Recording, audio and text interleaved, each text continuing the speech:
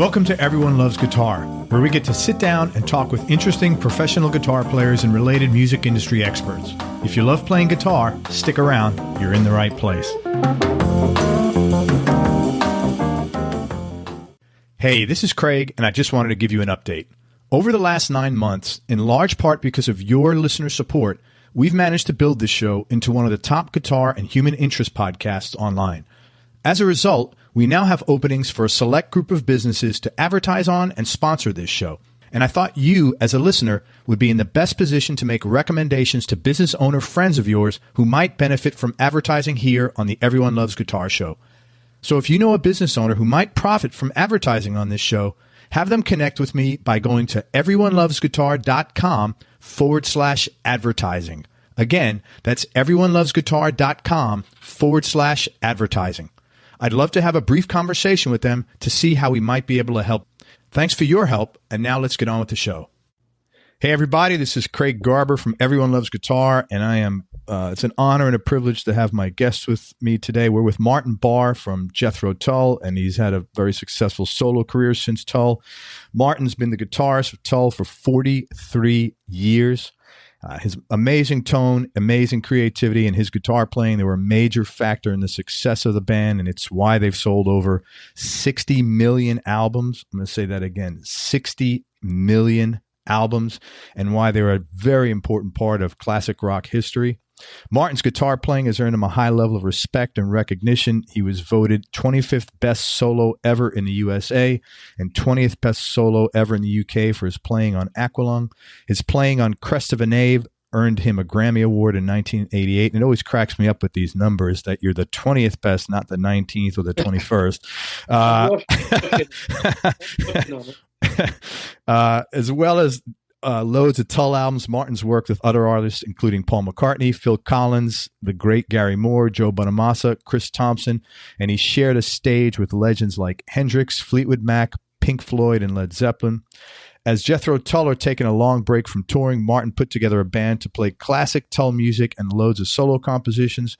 He's released 6 solo albums since the early 1990s. He's got another one coming out in a couple of months called Roads Less Traveled.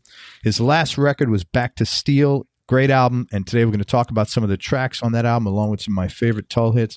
Martin, thank you so much for coming on the show, man. I really appreciate your time. Oh, you're very welcome, Craig, and thank you for that wonderful introduction. And I think we could end the show right now. You pretty well said it all. Whatever. Well, man, before I start, I just want to thank you so much for all the great music over the years. I told you before we started recording, you were a very important part of the fabric of my musical youth. And I can't tell you how much I've appreciated all the music you've played over the years. So thanks a bunch. You originally went to college to study architecture. Uh-huh. Then you suddenly switched to music. I was curious what prompted you to do that, and did you have any musical experience at that time when you did that? It was like a crossover because as a teenager, I hated most things, and the new album Roads Less Traveled is my acknowledgement. The fact that if the crowd went left, I went right. If everybody loved the colour pink, I love the colour grey. I've always been stubborn, awkward, but different, and I haven't wanted to be. It's not I haven't done it for the sake of it, but I sort of like to think that I go where my instincts take me, and at school I never fit in with the kids and the sports and all the academics. So I fought it. I was a sort of a rebel, but not in a physical way, in a mental way. So I played music, and I found my thing in music. It gave me everything I wanted, and so it became more important in my life each year, each month, and everything else, the academics, the school, the career, became less important at the same rate. And they just sort of overtook each other, and I had one chance to go and play music professionally, and I was at university, and they said, you can come back And so I said, good deal. Yeah, if it fails, I'll come back. And I never did let them know. I should write them a letter, even though it was 50 years ago. Yeah, give them closure. Yeah, music just became my love, and so primarily, whatever I do music for, the first reason is because I love it. How were your folks at that? Were your folks supportive of that? But they were, but they were quiet. That they neither encouraged me nor disencouraged me. But my dad, my granddad was a violinist, classical violinist, and my dad wanted to play clarinet, and he loved jazz, big band jazz. So I think when he saw me doing what I was doing, a normal dad would say, get back to school. You need a proper job.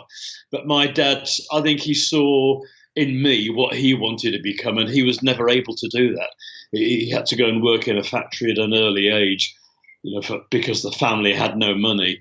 And I think he always wanted to be a musician. And then he saw me with the same opportunity, and he bought me albums. He'll buy me a Wes Montgomery, a Charlie Parker, sort of jazz vinyl to just, say, oh, check this out. So he did encourage me, but in a wonderful way. He never made it that obvious. He just watched from the sidelines, but that they were very proud of what I did, and for that I'm eternally grateful. That's a nice story. So I would imagine over the course of your life, once you got into this music was probably a special thing that you and your dad got to share. Yeah, we did. Although I didn't like jazz, and funnily enough, he bought me all the jazz guitarists, and I didn't like it because I just wanted to be a rock and roll guitar player. But I loved the flute playing, and I was Roland Kirk, and I can't even think, Frank Wes. I was listening to the jazz flautists, and because of that, I went and bought a flute. This is when I was 16 years old. So it got me into flute playing way before I became joined Jethro Tull. So it was cool. So I had the flute playing in parallel with the guitar, and I always think that everybody should play a couple of instruments minimum. It's good. It gives you diversity, and but the jazz guitar at the time didn't do much for me, I'm afraid. So how ironic is that you wind up, joining a band with a guy that's probably been the only like rock and roll flautist. That must have been like, when that happened, you must have felt like, oh my God, this has got to be serendipity here. Yeah, well, it was, but of course we knew about each other because it was a small community. The blues scene in England, in the UK, was everybody knew everybody else, and there was all you got to know about bands and who did what. And so, although we'd never met, Ian and the guys in Tull knew about me because I was the other guy who played flutes, rock and roll flutes, and of course I knew about Ian because people had gone to see him. So finally, we did a gig together, not far from where I live here in Plymouth, and that was it. That was that moment when we confronted each other and talked, and we had a huge amount in common. But yeah, we were doing the same thing, same Roland Kirk stuff. It was cool. That is cool. Hey, talk about The Nobleman, and if you can, talk about it from your audition on the way up. The Nobleman. Well, I quit uni and I went up to London with my mate who was a sax player, and we couldn't get work. Work was thin on the ground. Nobody wanted guitar players because it was soul music. It was big, and eventually the only gig we could get was a band needed 2 sax players, and the second sax player was sax stroke guitar. So because I could play flute, I went and bought a tenor sax, and I spent a weekend blowing it. very badly. But I knew the fingering from the flute, and we auditioned, me and my mate, and ridiculously we got the job. So I became a sax player, and not much guitar, because that they, as I say, people didn't want guitar. The guitar sound in the band. They just wanted a brass section, Hammond organ, soul singer. But that was the nobleman, and they sort of metamorphed through all the sort of changes in music as the fashion changed. So the bands had to change with them. So we sort of became pop, and then R&B. And eventually, we became blues, because the only gigs we could get were in blues clubs. And wow, we better learn how to play the blues. And I thought, I've got my guitar. They said, yeah, get your guitar out again. But I always played my guitar, even when I played sax. But so eventually, it all came good. I became a guitar player. I threw the saxophone away and kept the flute, because I love the flute, and that was my sort of upbringing in music. It was the same band. That's so cool. That's a big lesson there about, you kind of hung in there and you waited, and people sometimes, I think in general, not just in music but in everything, they look at something and they say, well, it's not really what I wanted. But a lot of times, most of the time probably, when you do that, something good comes out of it. It's never wasted. And look what fate came out of that. I don't think I questioned anything. I was young. I was a musician. It was cool. I was doing the coolest thing a kid could do, and maybe it's still the case. So I never had any money. I slept on the floor, and I never felt bad or sorry for myself or hungry. It was just, that was life, and it was made up for the fact that I was out there doing gigs and playing music. It was, I never projected what was going to happen beyond the next year, because I just didn't know. I was enjoying the moment, and things fell into place. It's coincidence, happenstance. I met the guys in Jethro Tull. I had a connection through flute playing. They remembered me. Then they wanted a guitar player, and they sort of remembered me from a year before and thought, oh, we'll try him out. It's life's like that. You meet your wife, your partner, a friend. The circumstances are so remote, but it changes your life. It's that one tiny connection changes everything. It's the wonderful thing about life. You just don't know what's going to happen. Yeah, I agree with you totally. You're making a left turn instead of a right turn, and your whole. And that's what, quite honestly, that's much of what I like about doing these interviews, because I get to hear everybody's story, and I still marvel at the unlikeliness of something happen, and yet it's all day long for all of us. Yeah, I think it applies to everybody, on the planet. But certainly for me, it was so radical. And to think back in the late '60s that in 2018 I'd be doing what I'm doing, and I'd have done what I've done, would be unthinkable. I would, because I was a fan of the Beatles. In the '60s, everybody was. I loved them. We played all their music. That they were heroes. They were just like royalty. And the fact that years down the line, I'd actually go and play with one of the Beatles, and I'd meet the others, and it's just crazy. It's really, it's life is pretty incredible. Hey, one question. You mentioned that while this all was going on, you never, you didn't feel hungry. You didn't feel anything. You just kind of sat back and enjoyed each moment as it came. Are you like that in general? Like, have you been able to do that pretty much throughout your life? Is that your nature, to just, kind of be in the moment? I don't make demands. I haven't got an ego. I take things as they come, and I value everything highly.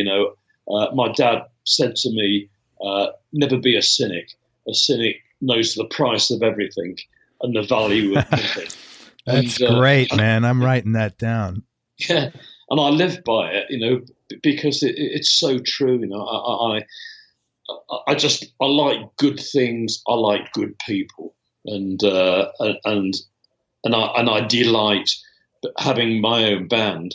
I get to meet fans a lot more than I did with Tull. It's a more down to earth, basic existence, but it really works, and I just enjoy travel more. I enjoy the gigs more. I just have a sense of purpose, and I've got no pretensions. I'm not the best guitarist on the planet. I never will be. No, you're the 20th best. You're putting me in my place. And I'm learning to be a songwriter. I have to be humble because I'm trying to learn how to write good lyrics. I'm trying to write good music, and this is all new to me. So, in many respects, I'm a beginner, and the guitar playing is important, and I want to be a better player, and I love playing. But it's not it doesn't own me. I don't sit down 12 hours a day. I might sit down for 2-3 hours a day and play. Maybe more, but I don't. If the sun's out, I put the guitar away and I go out for a run or go and have a. I'm not ruled by what I do for a living, and I don't want to be. I want to have a lot more in my life, and I enjoy people. I enjoy what they do. There's so much out there, and I really respect other people. Whatever they do in life, you can learn from other people and respect what they do. Man, I think there's if you ever put down the guitar, I think we can get you to be the UK's Tony Robbins, man. You're pretty inspirational, the way you're talking. It's great to hear all this. Yeah, I've been doing it a long time, so I've got a lot of experience. So I guess, I don't, as I said before, I'm never going to be a virtuoso player, but I know a lot about music, and I've heard so much bad music, and I've met so many bad musicians, and sort of egotistical musicians, and so that is a learning curve in itself. It's like I have a degree in what's wrong with music, and that helps me try and do the things that are right in music, because I learn more from people that are doing it the wrong way, rather than learn from people who are doing it the right way, because I don't want to emulate them. I don't want to copy them. I don't want to be influenced by the really successful musicians, because I want my own thing. I want my own sound, my own music, my own personality musically. So it's sort of a path in between all of that. I totally get that, because I'm the same way as far as not following the herd. So I totally understand everything you just said, man. I respect that. Question for you. You worked with so many cool people. I was curious, if I mentioned a few, you could perhaps tell me how you initially connected with them, what kind of project it was, and then maybe a cool or interesting story about working with them. And let's start off with, you just mentioned having worked with Paul McCartney. Yeah, the funny thing is, I don't think I've ever worked with anybody where I've had to sign so many disclaimers. Is it not disclaimers, but confidentiality? Wow. It's really funny, because there's some great stories, but I don't think I'm allowed to tell them, unless it runs out after so many years. But it was, he's very, very professional. But it was amazing, because he is a phenomenal musician and an unbelievable singer. So, the short story is that I was in the studio for a week with him, working on Flowers in the Dirt. And what he did, he had a bunch of players with a producer, and then for a week, and then he'd have another bunch of musicians with another producer. And for one reason or another, the story I heard is he preferred another producer, so he worked with that guy and the musicians that producer brought into the studio.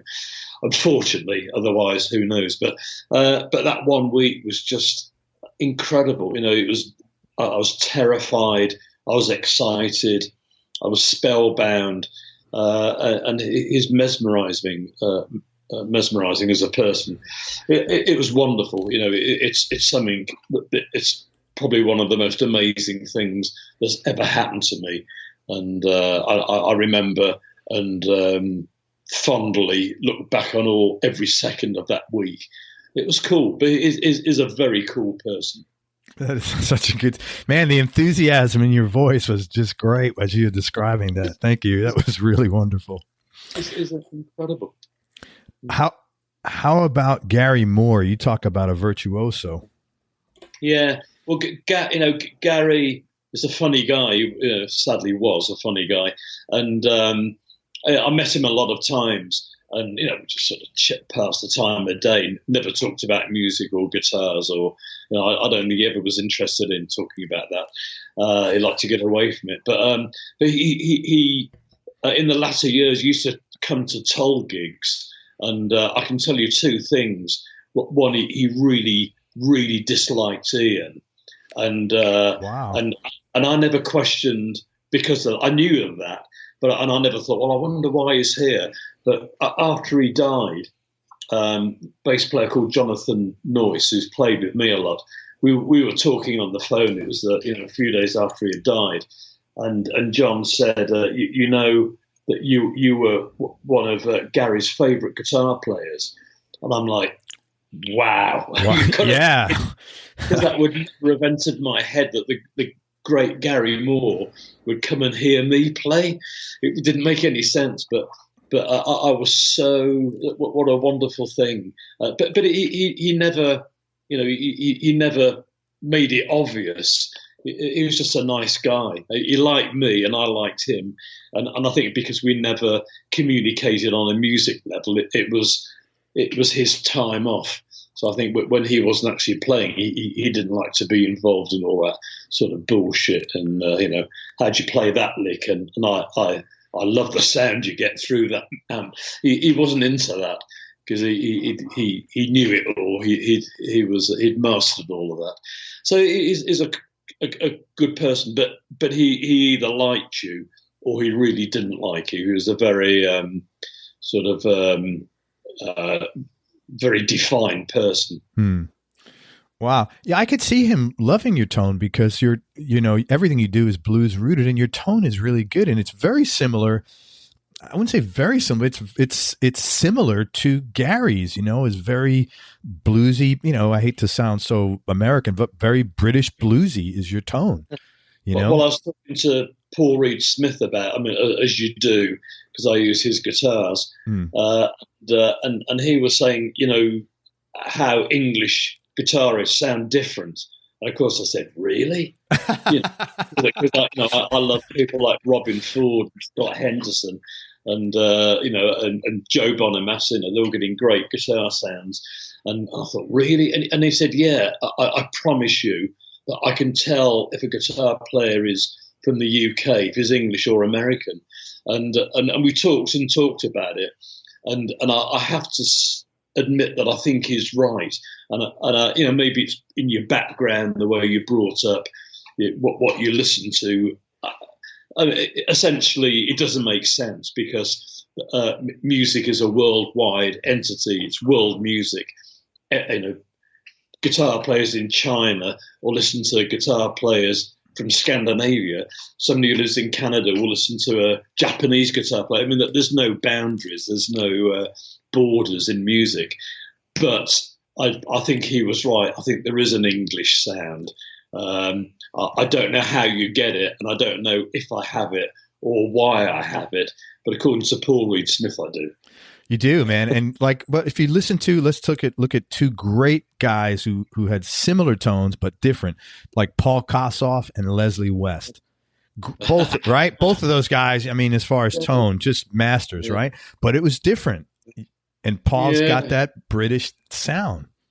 Yeah, well, Leslie is one of my heroes as well, because we were touring in the early days, and most bands never got on very well. It was all very competitive. But the first band that we actually got to make friends with was Mountain, and they supported Tull for 2 or 3 tours in the States, and they were just great people and friendly, and that there was no issues going on, and I haven't seen Leslie for a long time, but he will always be the man that influenced me. If anybody says who influences you, and maybe it wasn't, I don't try and emulate his playing, but it was his attitude.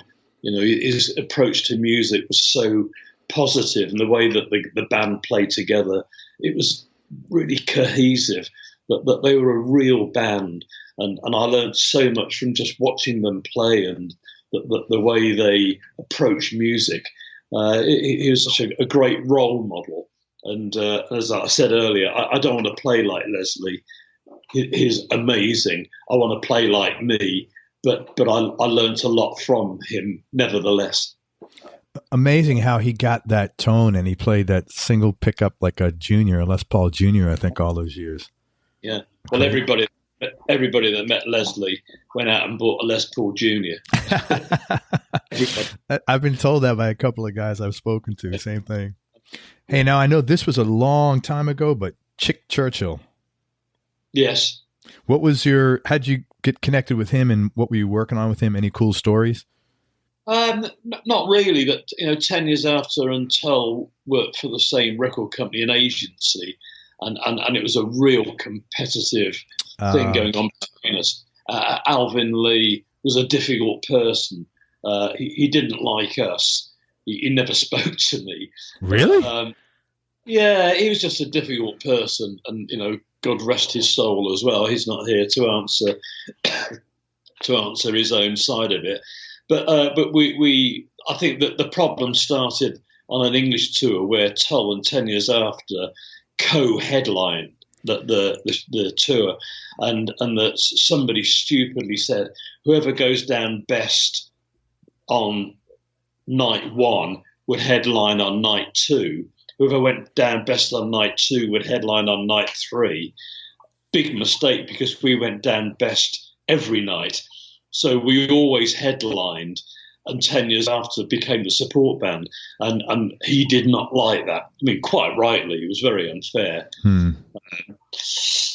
However, but the other guys in 10 years after were delightful, and still are. I see them from time to time, and really nice guys. And Chick Churchill's album was the first non-Tull album that I worked on, so I was really very, very pleased that he asked me to play on it. It was a really nice moment, and because I enjoyed it, and as he appreciated what I did, it sort of opened the doors to me wanting to do a lot of other artists' work. So I've always looked to work with other people all the time. That's great. I saw it 10 years after. They were down here maybe 5 or 6 years ago. And I went with my son, and man, they were great. I mean, it's not the same without Alvin Lee, of course, but the guys were like as energetic and pumped up as any, like 20-year-olds. They were running all over and just really doing their thing. It was a nice show. I'm pleased because they're nice people, and I've heard the guitar player's good, and that they deserve to have that recognition. Hey, let's talk about your last record, Back to Steel, and maybe some Tull stuff.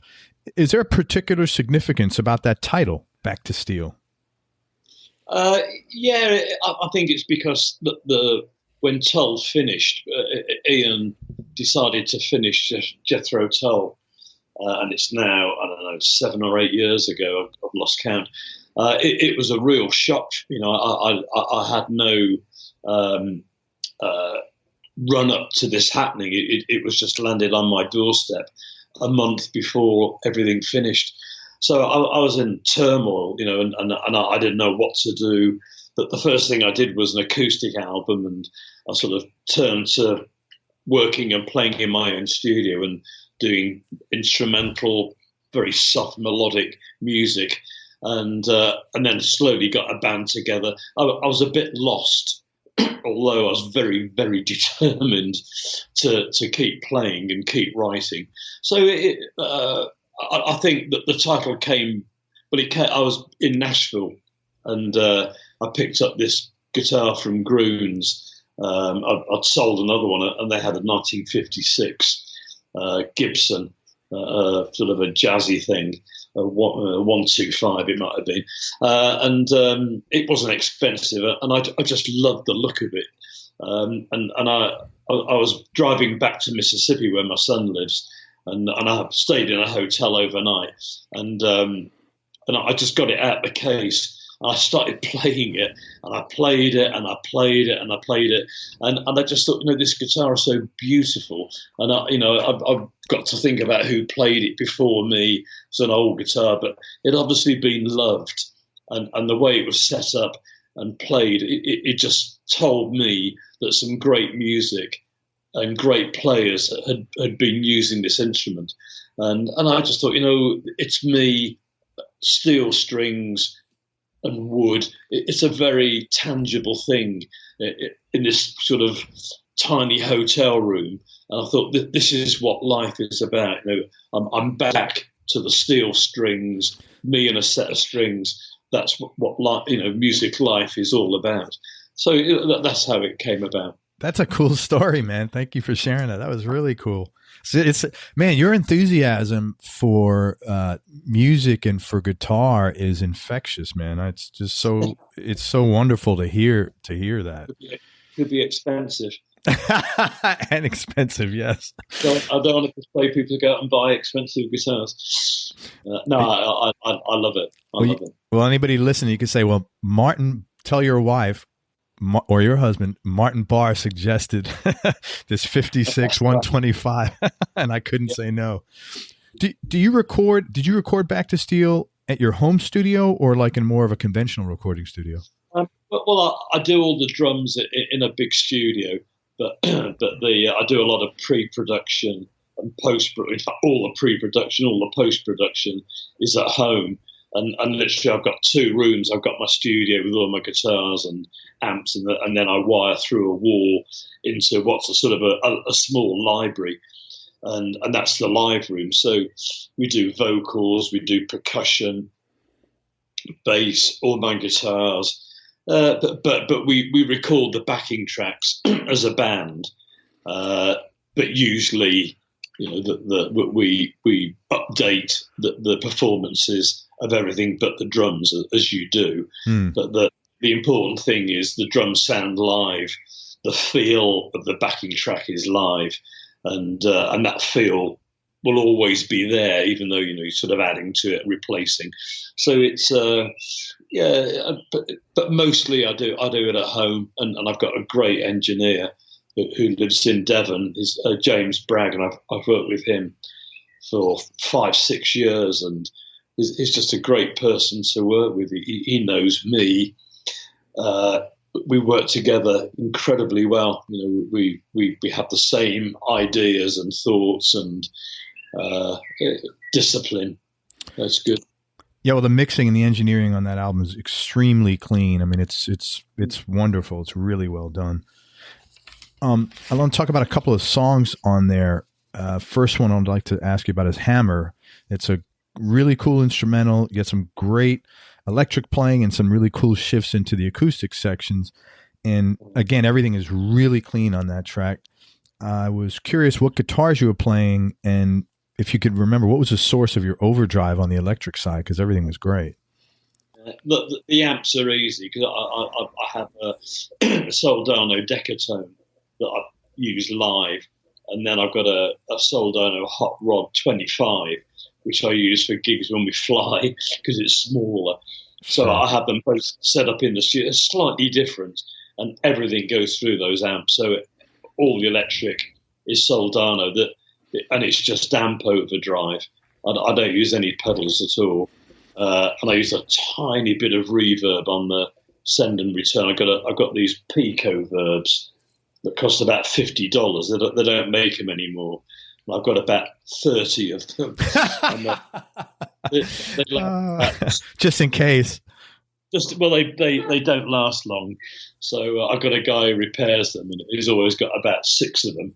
But great, it's just a very subtle reverb on the send and return. It just sort of lifts the sound, but so that the amps are always the same.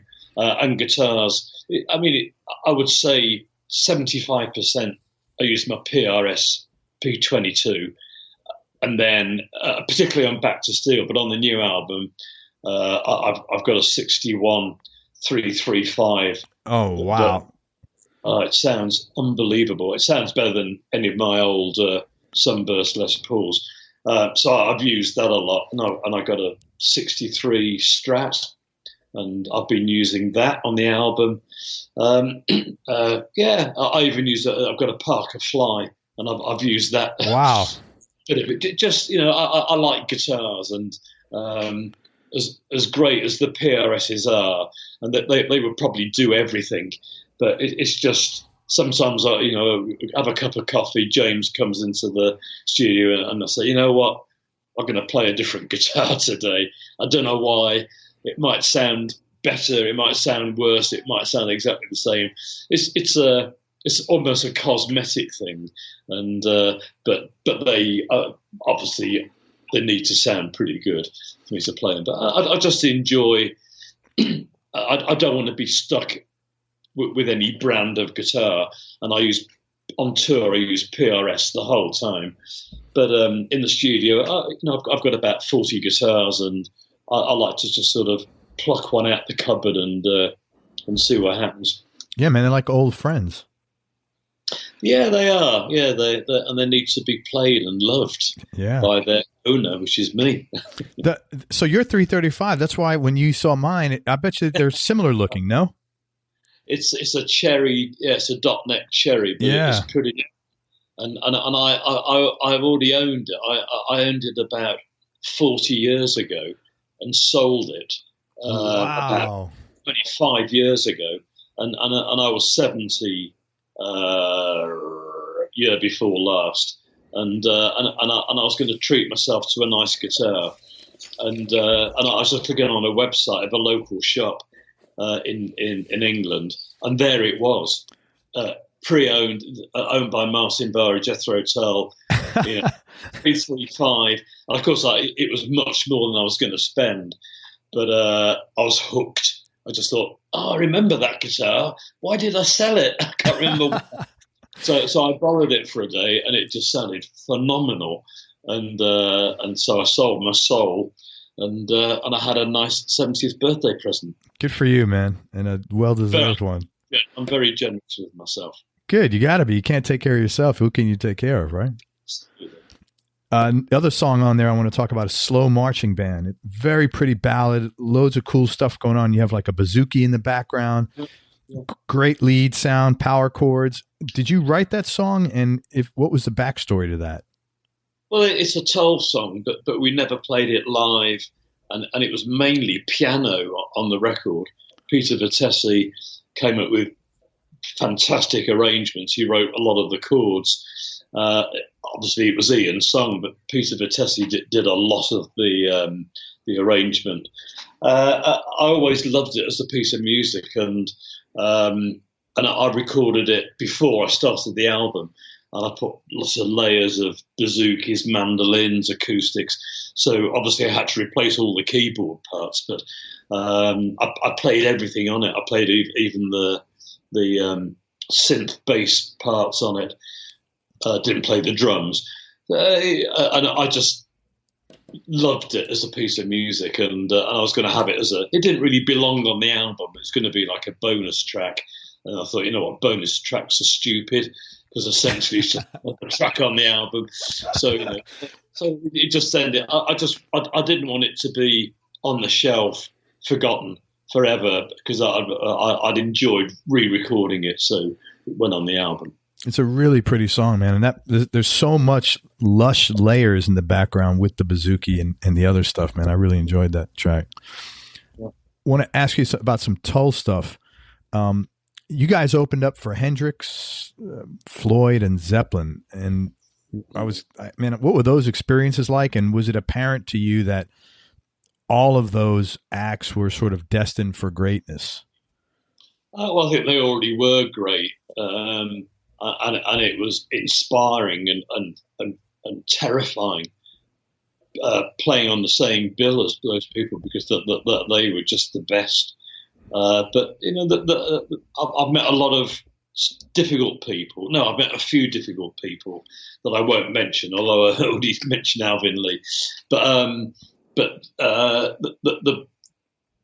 I think it's a wonderful thing where there's a musician that you're inspired by and you respect so hugely, and you meet them and they're just such a wonderful, down-to-earth, humble being, and that just makes everything even 10 times better. And certainly Hendrix was like that. He was such a lovely person. And Peter Green, another one, fantastic person. So it was 99% of the time so nice to meet these people and to get to talk to them and just, I don't know, communicate that these people were my heroes, that they were my rock stars, and there they were, and I had to go and play, before them or after them or with them. But it was, I don't think that will ever happen again, because now, in music, it's a different, things are different, festivals are different. You don't have those occasions where you get Pink Floyd, Fleetwood Mac, Hendrix, Cream, Mountain, Grateful Dead, all on one bill. Yeah, it's crazy for $5. Yeah, for $5. It'll never happen again. No. And of course, in those days, it was normal. But how wonderful that I had the opportunity to listen to all these people play. I want to talk about a couple of my favorite Tull songs. This is very hard to nail down. This first one, though, I've just always loved this song. We Used to Know. It was from I think the first album that you were on, Stand Up, in '69. I always, whenever I listen to that song, the chord structure and the melody, I always get the feeling of like redemption, or this is for the underdog kind of a song. And you have two really long electric solos, one in the middle and one to close out the song. Just a beautiful song. I was curious what you remember about recording that, about your solos, or do you happen to remember the wah pedal you were using or the guitar? It was just a beautiful track. Yeah. Oh yeah. High watt amp, Les Paul special, wow. And Halifax wah-wah pedal. So I remember all of it. What is that? Halifax? Halifax. Yeah. Wow. Holy shit. How the hell did you remember? That was like, I don't remember what I had for dinner last night that quickly. Yeah, it's random. I don't know why. Sometimes I can't remember my own name, but I said that wah-wah pedal.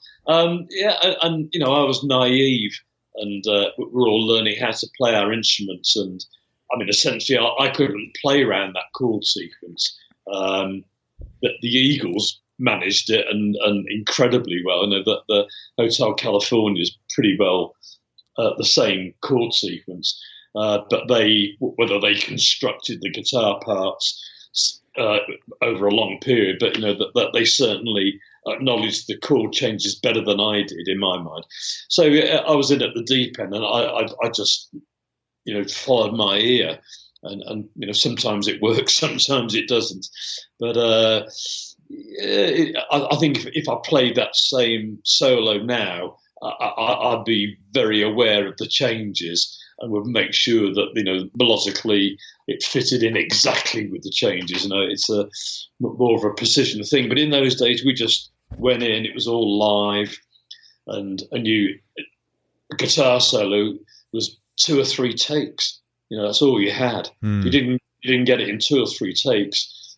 You lost it. I always joke that it'd become a flute solo, but touche. No, it was. But there's no luxury of doing 10 takes and then listening back and picking the one out you like. Yeah. Because it was on 8-track or 16-track, and you might have 2 tracks to play around with, but that was it. So, but then you had the spontaneity, and you were, all that adrenaline and emotion was channeled into that one take. So music was different, and for that, I'm sure for that reason, you were on the spot and you had to come up with something. I love that song, man. There's something special about it. Ever since I was a little kid, I've just always gravitated. If I had to only listen to one Tull song, that would be it. I don't know why. It just moves me. Yeah. How about Locomotive Breath? That's off Aqualung in 71. The opening riff is iconic in the history of rock, and the 3/8 notes and the 2/4 notes. Is there any, where did that come from? If you happen to remember, or what can you call about that song? It's the same formula of spontaneity, naivety, and just going for it. You just. I don't know where they all came from. At the time, it was all very live, and I think half the time we didn't really know where we were going musically or what we were looking for. But you go in and play a solo, and I'd never have sat down and practiced it beforehand. You just went out there and did it. There was no pre-production at all. And that made the music of those days the way it was. I think the same with a lot of bands. But and sometimes the recording experience wasn't wonderful. The presumption is that a great track must have been amazing to record, but in fact, Aqualung as an album was really hard work, and there were lots of sort of days in the studio where we ground to a halt because we couldn't get a decent backing tape. So it was born of a lot of emotion and not all of it positive. But sometimes, all that anxiety and stress pulls you in a direction that makes good music. It's not all about, smiling and having fun and being, having the best time of your life and, hey presto, there's a fabulous album. What does work like that? Tell me. I need to do it. It's real life, and some days we're all really pissed off and have an argument, or it's human nature. But all those emotions happen all the time. So it was a whole. Everything was different. Everything was different. One day to the next. Do you remember your guitar setup that day? Was it what guitar, what amp? That was Les Paul Jr., a la Leslie West, and then I still had the high watts for the Aqualung album. And nothing, just straight in the amp. Was that that's amazing. Was that like a 15 watt or a 30 watt high watt amp? What was it? 100 watt. 100 watt. Wow. They didn't overdrive very well, and which is why I went to Marshall's in the early 70s, and they sort of changed everything really. The Marshalls, although Marshall didn't really know what they were doing, because I'd find one that sounded great, I'd take it into the factory and I said, I'd like another 6 like this one, please, and they'd go, we can't do that. Why?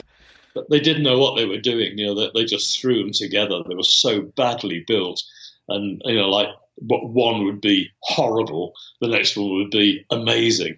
It was strange. That is wild. Is it possible for you to even answer this? Do you have a favorite Tull song or a favorite Tull record? I don't think I do. Because I like something. It would take me half an hour. I'd have to go through every album, but. I don't, because I'm too close to it. Yeah. I can't. Maybe I would say Slow Marching Band, because I feel that I've breathed new life into it, and it's a song that was sort of forgotten and underrated. It was never played live. Yeah, I mean, Society was another great song. I think I like the ones that didn't get much exposure because the famous tracks like Aqualung, Locomotive Breath, Cross-Eyed Mary. I've heard them too many times to have a constructive opinion of them. So I'm too close to it. It's for other people to decide, and I enjoy them. Musically, they've got a lot to offer. And sometimes when my band plays a Tull track, we'll change it. We'll change the chords, change the feel, just so it moves. I don't like anything that's stagnant in music. And the latter days of Tull, it was a stagnant band. There was no fire, nothing changed. Same set every tour, the same production. It was dead below the neck, and it was awful. I hated it. I didn't hate it, but it was frustrating because I want to do things. I have ideas musically that I want to do all the time. I don't stand still. Yeah, I could tell you're a hustler, man. You're moving, you're touring with your touring pace now is tremendous. Yeah. Your style of playing is very unique because you incorporate like a lot of kind of folk music and blues into the mix with rock, which you're kind of like one of the only people that's been able to incorporate sort of the folk end into electric guitar playing. And I was wondering, is there anything specific that you drew upon to come up with that? Because I know you are very into developing your own thing. And what about this style sort of made it a fit for you that you said, yeah, this is my thing. This represents me. What was the connection for you? It's never happened like that. It's I don't have eureka moments, but I like classical music. I love Irish folk music. What do I like? I don't know. There's some music I hate. I really hate. I don't particularly like blues because I find it boring. But I love the feel of the blues and the note selection and the importance that each note has to have in a simple sequence. But I just listen and I like to write music, and I don't have any boundaries. I've got no constraints as to how the music's going to sound. I don't sit down and write a blues track. I don't sit down. I play a lot of mandolin and mandola and bouzouki, but I don't particularly want to write folk music on it because there's no preconception with what I want to do. I just see what happens, and I don't think music should have any boundaries at all. There should be no categories. That's folk, that's rock, that's blues, whatever. It's music. It can be a mixture of everything. And I hear dynamics and power and vitality in classical music as I do in rock music. I think it's as powerful and dynamic and exciting as any other music. But it's all there. Yeah, when you said the Irish folk music, that kind of, you could hear that influence in your playing for sure. And I'm not good enough, and I could never play good enough to play. But I love the style. I love the melodic direction of Irish music. It's beautiful and it's virtuistic as well. But I'd never be good enough. But I enjoy listening to it, and maybe a bit of it rubs off. Who knows? I don't know. I don't realize who I am or what I do because I think I haven't got time to do that. I don't want to do it. No, and I think if you start doing that, you're overthinking, and then you start questioning, and then it's just better to do it. It's working, man. Let me tell you. So, and it's worked for a really long time for you. So, whatever you're doing, keep doing it. Along those lines, what are some of the bigger obstacles you've had to deal with or overcome throughout, this whole journey, either music related, business related, personally? What are the things that have been challenging to you that you've had to work through? It's a great question. Wow. so much. I think dealing with people is never straightforward, and musicians particularly are difficult people to deal with in general. The guys in my band are fantastic. That's why they're in my band. But I think I've experienced everything in life because I'm 71 years old, and then something happens to me, or I meet somebody, or I deal with somebody, and I just go, wow, how did they do that? Why did they do that? And it just, I'm back down to zero. You never learn about people, and I think however much you try and believe in people, somebody will knock you back and try and diminish your faith in human nature. So I think it's always difficult, and I'm sure that everybody on the planet, whatever their job, has the same problems. They're just some people, for various reasons, are very hard to deal with for the wrong reason. You just think, well, you enjoy life, be a good person, make life easy, make life easy for everybody you meet, enjoy your work, love life. It can't be that difficult. Don't be greedy, share, be charitable. It's a religion, but that doesn't make everybody a good person. I just think that the difficulties that I have in life are the same that everybody else has. Sure. Yeah. And it sounds like you're the same thing. I know for me, as I've gotten older, like once I hit 50, I stood back and I said, I realize I'm contributing. I'm a part of the stress that's in my life, and I need to stop that, and I think doing the things you said, where you're focusing on just enjoying yourself, get along, do nice things, be kind, that makes life a lot easier, man. Tremendously. Well, I think my big frustration is that, I read, my brain gone. Slide guitar player with the Doobie Brothers. John McPhee? No. Derek Trucks. Oh, Derek Trucks. Yeah. Okay. Tremendous. Yeah, sorry, I got the wrong guy. But Derek Trucks was giving an interview, and he was just saying his frustration is that he can never make enough money to do the things he wants to do musically. And I think that's exactly the same for me, because I want to make more money, because I want to have my two girl singers on the road everywhere in the world. I want to bring them to America, and then I'd like a keyboard player, and I'd like a brass section. I'd like, bigger production, better lights, better sound.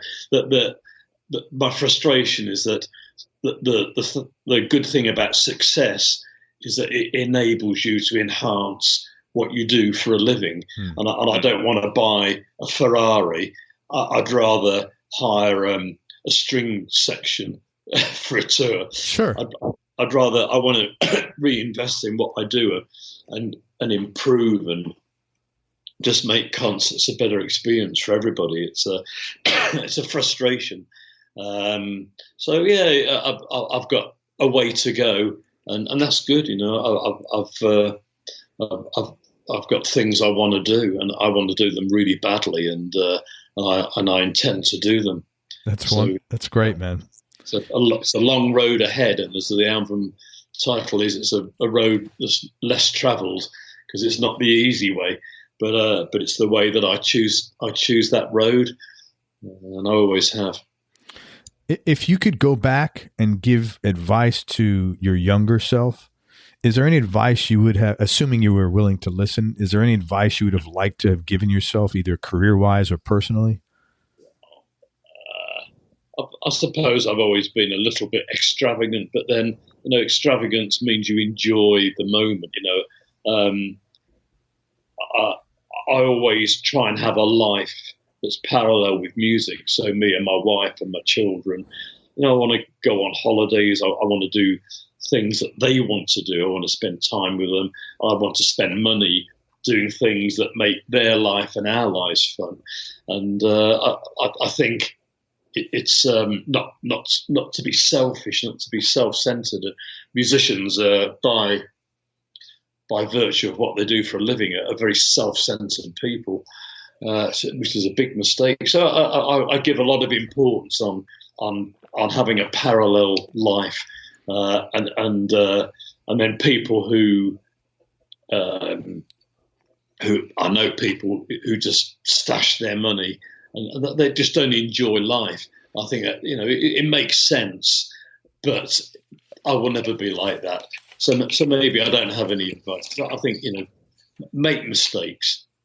Don't be the person that's perfect. Make a mistake, but learn from it. And I've made loads of mistakes, but I remember them and I've learned from them, hopefully in a good way. So I don't think any advice is relevant. I think you got to be your own person, and rather than try and tell somebody how to do something correct, let them figure it out, because I think making mistakes is part of the journey. Yeah, I get you 100%. Yeah, and you that's the best tuition around. This is probably a tough question to answer. If I asked you to pick your top 3 like desert island discs, but in no particular order, and knowing this could change tomorrow, Martin, what would be the sort of the first 3 albums that come to your mind on a knee-jerk reaction? The very best of Don Henley. After the Gold Rush, Neil Young. Oh, great record. And Sgt. Pepper's. I get Sgt. Pepper's. I was surprised to hear Neil Young and Henley. Oh, yeah. Yeah. You asked the question. Yeah. Great records. I mean, great artists, Yeah. What's, we've talked a lot about your whole journey. What is the most important thing you've learned about yourself throughout this whole thing? I'm not interested in myself. I'm just more interested in other people. I'm not on a sort of journey of self-discovery or anything like that. That's a very honest answer, man. Yeah. I'm not that self-aware, I'm afraid. I would say, that I've learned never to be surprised by people, and always be prepared to be disappointed by people on the downside. Sure. And then on the upside, I would say that the people you least expect it are usually the nicest people to know. Yeah, that is, and that's a positive, pleasant surprise. Yeah. What's your best childhood memory?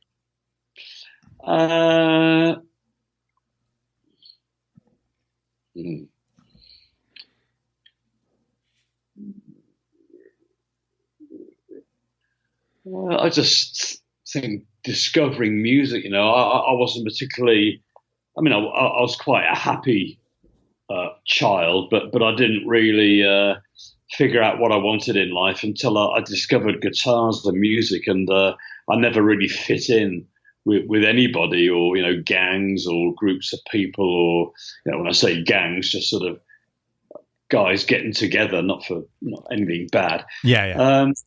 I never particularly fit in or saw myself belonging, and then as soon as I discovered the guitar, I became a very different person. I think that was a sort of turning point in my life in many ways, not just, it was never going to be a career, but I just found something that was a great hobby and something I really, really loved. Yeah, that's a very common thing amongst guitar players, that, they sort of felt a little bit outcast, just that, like you said, they didn't really fit in, and the guitar gave them just this tremendous sense of, now there's something to fit in with, and I'm the life is okay now. Almost, it doesn't matter that I don't fit in, because I got this thing here that I could work with that. Yeah. I wasn't totally a misfit, but I never I don't know. I just never fell into the sort of thing about everything was very orientated around sports and I don't know, schoolwork. It was never my thing. And looking back, I wasn't the odd one out. I just think everybody else were the odd people out, and it was, and I felt more normal. Yeah. Once I discovered music, and then lo and behold, there's a lot of other people out there who love it as well. Like a secret society, you got the key to suddenly. Yeah. Who's had the biggest influence on you, both musically and personally, throughout your life? I think musically myself, because I think we sort of went over this idea before that really, I made my own decisions and I found my own music. When everybody loved country and western, I hated it. When everybody loved disco, I hated it. Yeah, I was never a fashion-orientated musician, so I haven't wanted to be influenced by outside people, but the most important people in my world are my family, and I'm not going, isn't that sweet? I mean, literally they are, because it's what everything is centered on them and our relationship together. So and me and my wife as well. It's a really important relationship, and she's very, very strong. And it's I respect 100% what she has to do to enable me to make my living in music, and it's not easy. So I think she has the hardest time. It's easy for me. I sort of, jump on a plane, jump in a car, and do what I do. But everybody else has to fit around me, and I wouldn't say that that's an easy job at all. Not at all. And I just want to congratulate you, because you've been married like forever, or together forever, haven't you? Yeah, a really long time. Coming up for 40 years. Man, that isn't. I think that's the biggest accomplishment, more than any of your musical. That's tough. People don't realize how tough that is. That unless you're doing it. Yeah, well, it takes two people, and maybe it shouldn't be that tough. Maybe again that should be the normal, and other people make unfortunate mistakes. But I mean, the plan in life is that you have a partner for life, and hopefully that's the correct way that you do things. And it doesn't always work out for people, but it's tough. It's tough, but as I say, I have the easiest time. Yeah. Well, I mean, it's tough as far as you both got to work and contribute to that thing. It's not it's a joint effort, as you're well aware. Funny, you had to come to America to find yours, and I went to England to find mine. Oh, really? Wow. Yeah. Question, this corny question, but I'm always curious. What's your favorite American food? Probably doesn't sound very inspiring, but salad. No, that's fine. That's totally salad. Yeah. Really, most of the time, I'm the same in England. I don't eat English food. But English food doesn't really exist. It's in England. It's very much international. And in England, if you go out to eat, you eat Italian food, you eat French food, you eat Spanish food, Japanese food, Indian food. There aren't many restaurants that actually advertise themselves as being English. I think the same in America. When you go out to eat in America, you go to a Thai restaurant, Italian restaurant.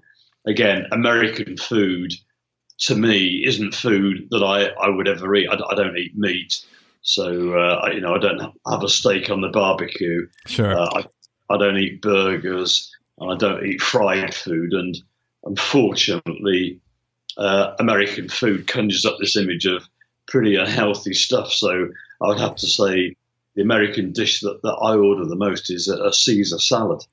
Man, you're smart. And I'm the same as you, but yeah, there's a lot of unhealthy eating here. Do you still eat beans on toast? Because I got to tell you, my wife eats beans on toast. I do not. You do not? Wow. I'm gluten-free. Oh, cool. Not by choice, but medically I'm gluten-free.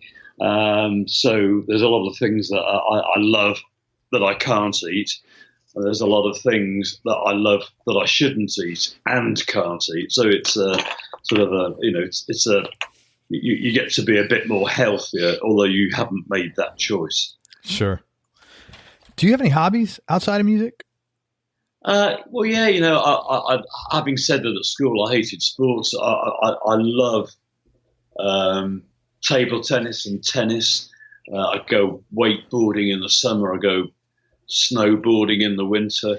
I go running all the time. And I'm not, I'm 70 years old, so I don't do any of these things fantastic, but,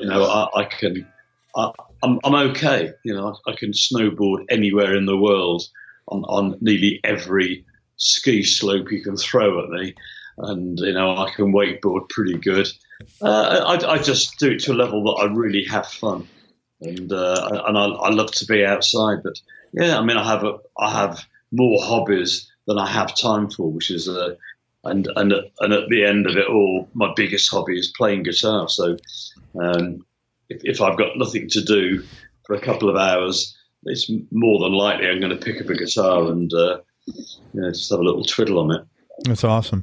Yeah, well, you seem really fit, to be honest with you. I figured that you had to do something because you seem like you're in good shape. Like you move around and you're slim. So usually that doesn't happen by accident. Yeah, but I don't. I don't make a thing of being fit.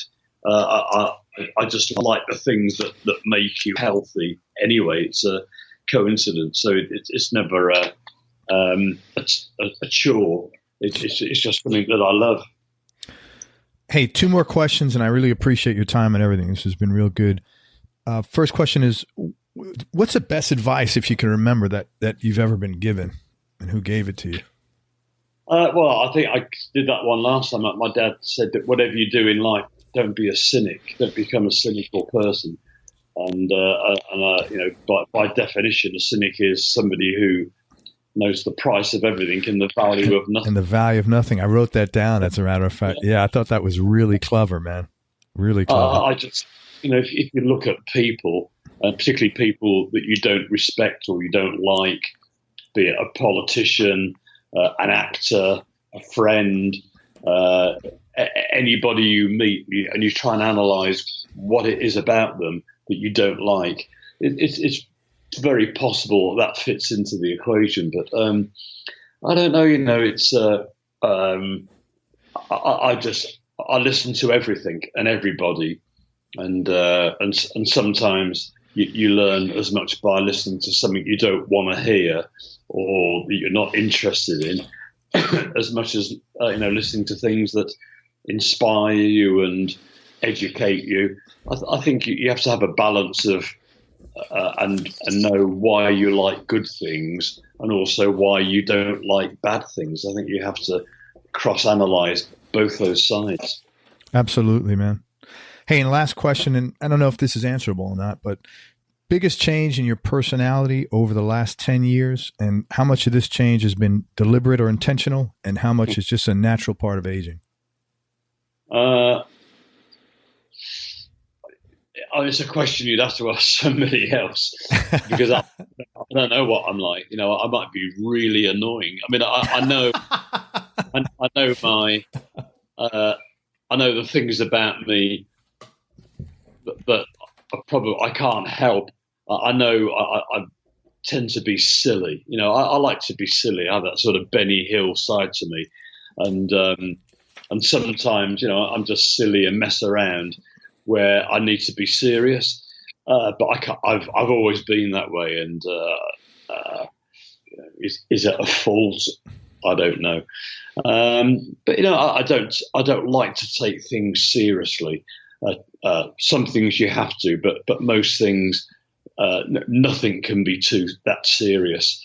And I also think it's really good to shut yourself off from the rest of the world, be it for a week or a few days, because the news, politics, the things that you think outwardly influence you can't do anything about.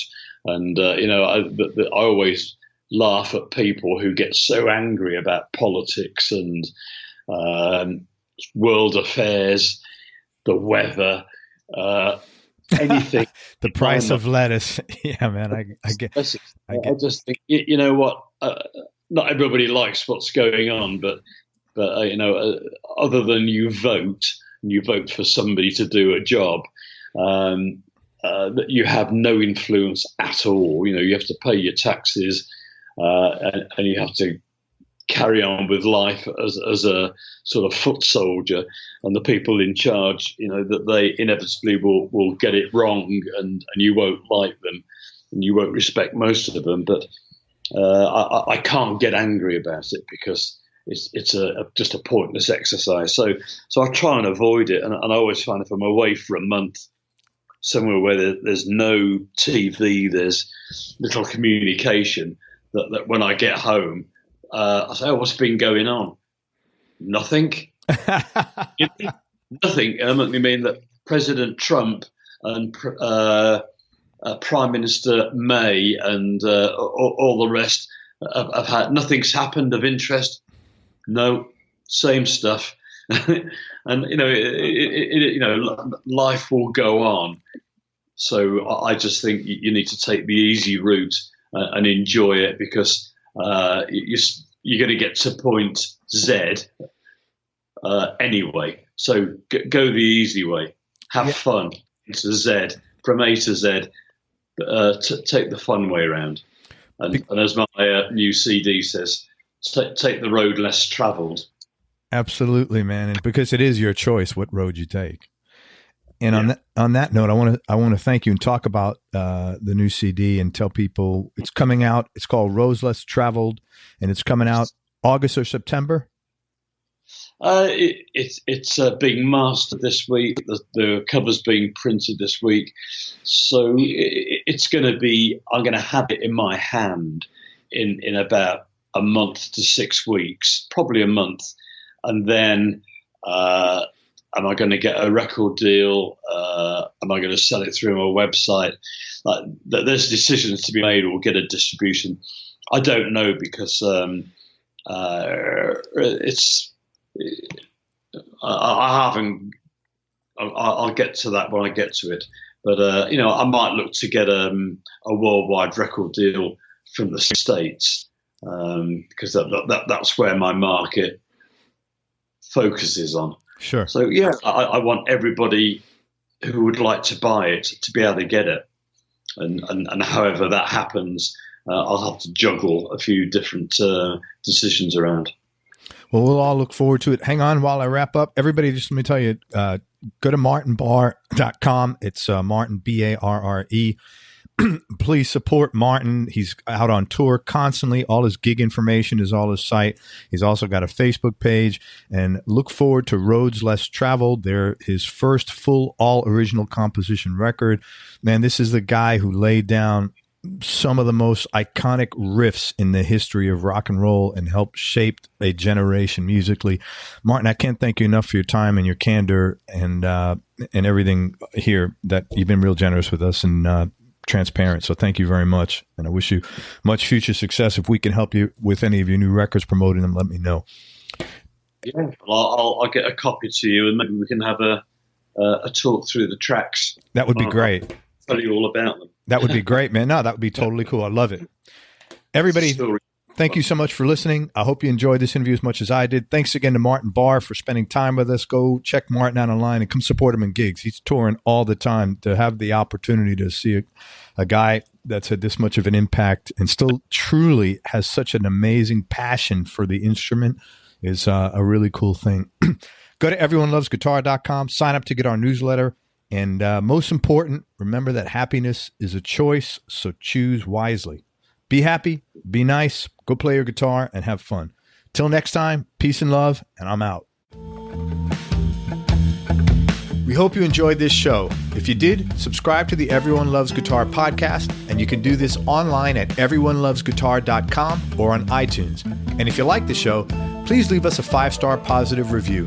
The more 5-star reviews we get, the higher our show ranks, and higher rankings mean we get to continue speaking with cool, interesting guests on our show.